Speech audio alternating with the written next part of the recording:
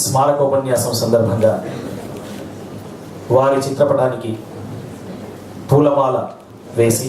అలాగే జ్యోతి ప్రజ్వలన గావించి ఈ కార్యక్రమాన్ని ముందుకు తీసుకెళ్లాల్సిందిగా మాన్యనీయ ముఖ్య అతిథి గౌరవ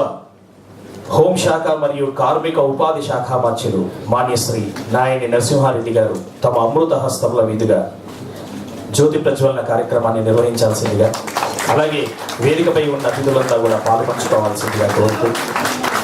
యాదేవి సర్వభూతేషు కాంతి రూపేణ సంస్థితః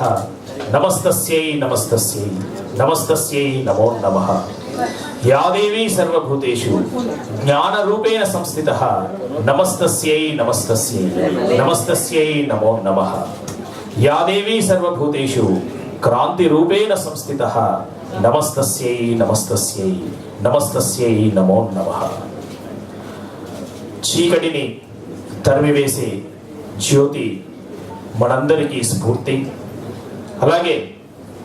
తెలంగాణ రాష్ట్రంలో నిత్యం ప్రగతి వెలుగులు పూయించాలని, అందుకై